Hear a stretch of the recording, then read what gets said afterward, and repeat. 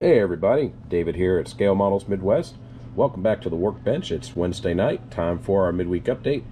A couple quick things. One, as you can see, the Super B is officially done. Maybe. I got the C stripes on it. I did the white.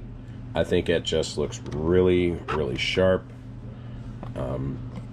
Thanks to those who suggested that. I went, of course, with the orange hood as you saw in the previous video. But I'm actually looking at a couple of options right now on eBay. I actually saw a couple of built kits and some unbuilt kits of the Super B that I'm considering putting a bid in, because I had an idea, and I want to kind of build one of these just all-out Aussie style.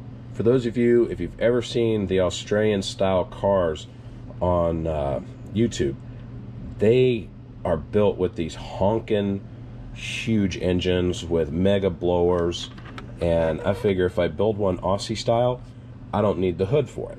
So I figured I'd take that hood, paint it flat black, and I can alternate the hood for this one, and then take this huge B body and just go to town on it like an Aussie style burnout machine. Get the biggest engine I can put in there, maybe a huge blower, one of those big Pro Stock or Top Fuel style bug catcher scoops, and of course just go to town on the rear end and do Pro Stock style, whatever, huge meets, and then just set that up. I had this idea while I was thinking about it, and my wife thinks I'm crazy for doing it, but hey, buying a kit just for a hood? Nah, buying a kit for a hood and a future project. That's the way I look at it, so I'm going to justify it. So there you go. Second update. I got the shop cards ordered. I have two different designs. When I get them, they're about May 3rd, what they anticipate getting to me. I will display them, and then if you're interested in getting a shop card for me, I've already got like 5 names. Please let me know. I've ordered 100 of each one, and I'm thinking the first 50 people, we'll just say that, first 50 people, I'll give you both the cards. After those 50 have been taken care of, everyone else, you'll get to make your choice. I will let you know when I've reached the 50 requests, so send me an email. My email is going to be in the description as always, and I will write them down along with the other 5 I've got. Of course, I'm going to keep a couple back for my display, but they look pretty good. I just use the templates from Vistaprint for now, and as I get a little bit better with some of the editing with the pictures, I'll take some more pictures for future ones, so there'll be other cards. Now, we're going to move on to something else, kind of show you some kit hauls.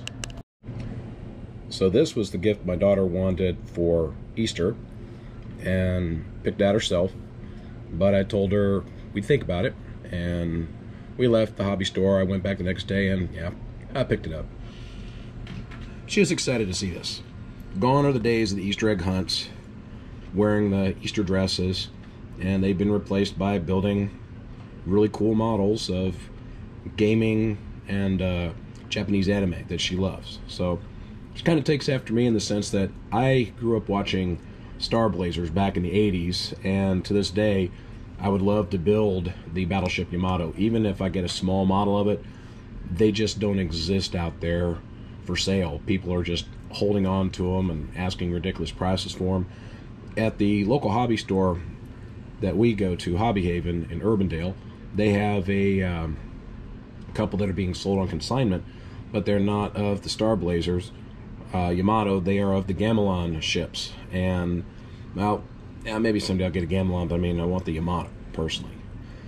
They did have a Star Blazers 2025, what looked like a spacecraft carrier, but it's just not got the same pull as that battleship. So someday I might get something like that, even if it's a small die-cast that I can display on the shelf, whatever. Anyhow, this was Chelsea's choice, and from Bandai, it says 1/72nd scale, so kind of take that, you know, with a grain of salt. It's still a big kit, and she wants to build it to look like this guy, as though he's getting ready to prepare for battle. It's a very posable unit. It can be posed like this, with different types of armament. She thinks it's really cool, but she likes this one best.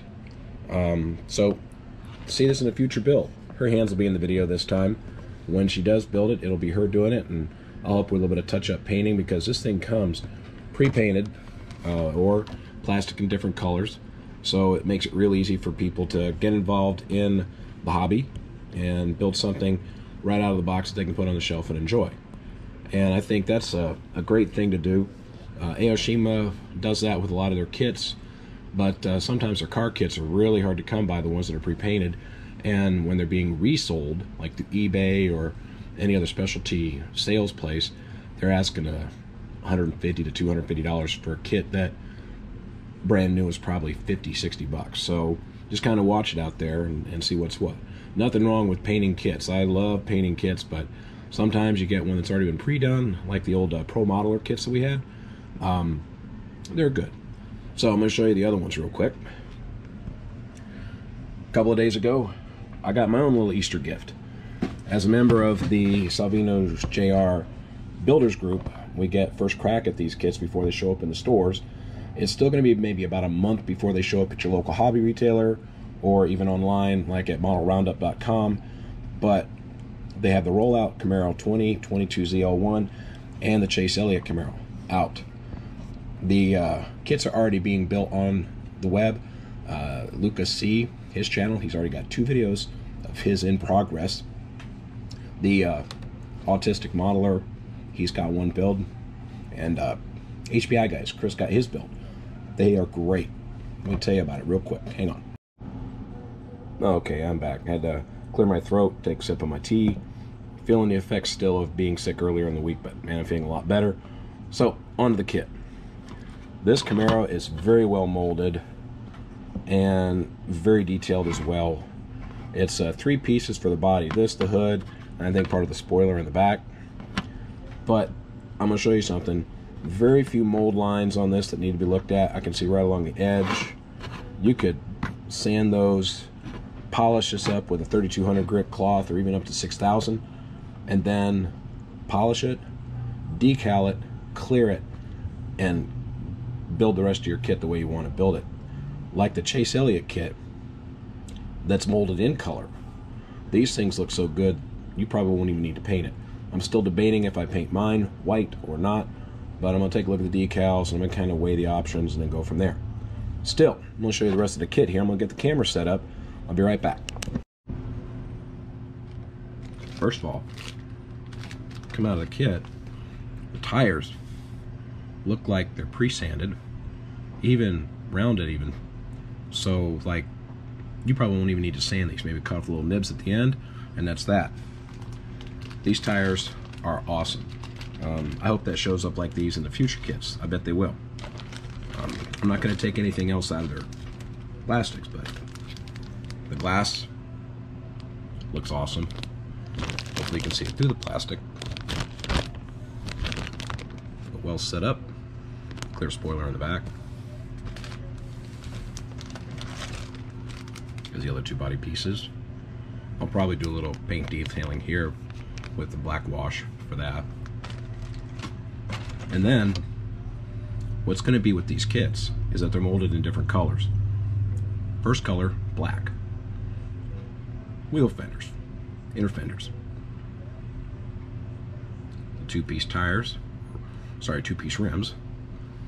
Electric fan, window net, some interior pieces, parts for the front. Very nice. Probably the most important part of the whole kit coming up here in black. The chassis tub. Look at that racing seat. That is phenomenal. I saw one that Kemp built that was awesome. This thing just takes the cake. And it already looks like this. Kemp had to really fabricate his. But look at this chassis plate. The recommendation has been, and you got to check out these other videos that Luka Cee and the Autistic Modeler and HPI Guys have started doing, and others. Do not glue your pieces onto the plate until you have put together the roll cage, the transaxle, the front, the rear parts of the roll cage assembly. When that's all together as one piece, using this as a jig, then you can glue it to the chassis and then build it from there. Excellent detail. I like that. Next sprue is in metallic silver. A lot of it being suspension pieces and engine pieces. One thing that Luka Cee pointed out on his build is that, like with these A-arms, the very ends of them should be painted white like the chassis and the roll cage, because they're considered part of the roll cage. Very good point. Kudos to Luka Cee for pointing that out. So I'm going to make sure mine are painted white as well. But again, the engine detail, look at the intake detail. This is just phenomenal. The next sprue that's in metallic silver. Brakes, transaxle, the headers, bottom part of the roll cage assembly, front part, very nicely done. The headers, I'm going to use the heat staining method that Luka Cee detailed in his channel, because I've got the paints for those. For perfect heat staining would be to use a little bit of thinner and X23 clear blue and X24 clear yellow. So definitely going to do that. Last but not least, the other two sprues are for the interior, mostly the roll cage. So here at the top part of the roll cage, the front section where the engine will be cradled, the interior roll cage panels, bracing in the middle, kind of what I think is the petty brace. Very well done. And a transmission hump. And then finally, the remainder of the kit from the fuel cell, which I'll paint. Luka Cee, I think, has his painted red. I'm going to paint mine red as well. Just looks sharp. And of course, the back tray, the rear panel, and then this little spot right here I thought was interesting. This particular section goes behind this, and it's just, I mean, look at the way that is shaped, how they molded that. That would have normally been a multi-piece affair, and that would have been kind of like the end of it for most of us. But like that in the kit, yeah, that's a winner. And last but not least, let's check out the decals. So first, it's got a couple of sheets of decals. First one, you've got kind of like the lights, the side panels, some of the black, it looks like, for the rear fenders. Very well done. These are done by Power Slide. Excellent quality decals. I saw this little sheet here too, so if you see this in your kit, look at that very carefully as you're putting together your kit.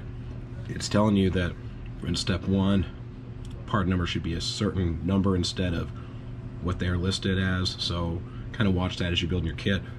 It also says trim flash from exhaust holes, so kind of keep that in mind. Very good job, Chris, Rick, and Jim on that. Then if you look here, another decal set. This is for the Rollout Livery.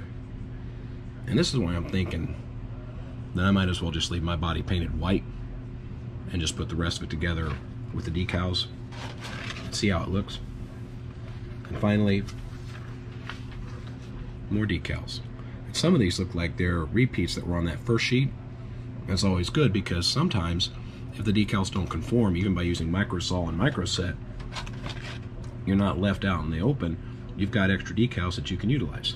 And that's one of the really cool things about Salvinos JR, is that when you're a club member every month, in addition to getting way cool stickers, thanks guys, you get decal sheets. We're going to talk about the Chase Elliot Camaro right now.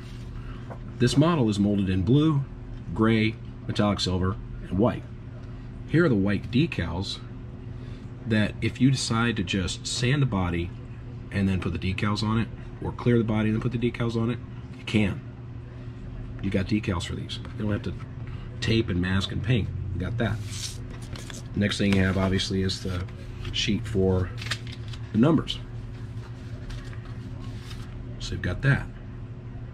And these are just awesome. I mean, this kit's, when it goes together and these decals go on, take a few days to put these decals on. And then clear it however you clear it. It should work great. But then, of course, like all other kits, they'll send you a few other decal sheets. This one is for Penny Parsons' 1972 ride, which is great. case you ever needed those. And Richard Petty's 1980 Monte Carlo. You can never have enough decals. And what's also cool is I've had some people that asked if anybody had extra decals because they either lost a set or had a set that got damaged. And I'm like looking in my book going, yeah, I got a couple. Got their email address, emailed them, and then they sent me their mailing address, and I sent them decals, and they go like, how much? No, I'm not going to ask you for any money. If you need a decal sheet and I got it, I'll send it to you. And I'm sure somebody would do the same thing to me if I needed an extra decal sheet. That is what's so cool about our hobby, especially if you're with the Builders Group. Now, how do you become a member of the Builders Group? Well, you buy one of these kits from your store, you usually see this at the very bottom of the box. A little welcome letter from Salvinos JR Model Builders Club. And if you want to join it, you just fill out the information on the back and you email Chris at salvino.us or Rick at salvino.us and become a member of the club. And then you get extra decals and you get a chance to get the kits before they're seen in the stores. So I highly recommend that. I can't recommend this company more than I am right now. They are that good. Their customer service is phenomenal. I've said it before when I got the box of crap from Jim Rogers. These guys are phenomenal. They've done so much for this hobby. It's obviously a labor of love for these gentlemen, and I just think it's great. But before I go, just to let you know about this Chase Elliott Camaro. The model is molded in Napa Blue. In Luka Cee's video, he talks about how on the video it looks in a lighter color, but it's actually the Napa Blue. So again, you don't need to paint this kit if you don't want to. You can detail paint it if you want to. You can paint the body if you want to, but you don't have to. And that's what makes it really cool, because somebody who's just getting into the hobby could still build one of these kits, and it's not a daunting task. It's easy to build a kit nowadays. You just have to take time to put it together. The other thing, when you go to build these kits, because they are built with such high tolerances, they have definitely recommended not using CA glue. I usually use Bob Smith Industries, or I use Hobby Haven's Bob Smith Industries style CA glue and accelerator. I can't with this kit. I do have 3 types. I've got a quick set Tamiya extra thin cement, also this one Tamiya extra thin cement, and I also have plastic bonding, which basically melts the plastic together, all those types. They don't build up like regular model cement or CA glue does. So definitely when you're building these kits, because of the tolerances, use the cement, the plastic bonding, the extra thin cement from Tamiya, and or the quick setting ones. Don't use your tube glue, don't use CA glue and accelerator. You're just going to build up stuff, and eventually it's not going to fit the chassis well, or the parts won't fit together as well, and then you'll be frustrated with your kit. So kind of a word to the wise on that one. With that, I'm going to go ahead and let you go for the night. I hope you have a great rest of the week. We'll have a video update for the weekend, and as always, if you see a kit out there that you like, get out there and buy it, build it, show it off. If you'd like to show it off on this channel, feel free to email me some pics and I'll post it for you. My email will be in the comment section, or sorry, the description section, as always. And with that, just have yourself a wonderful day. Take care of each other. We'll see you in the next video.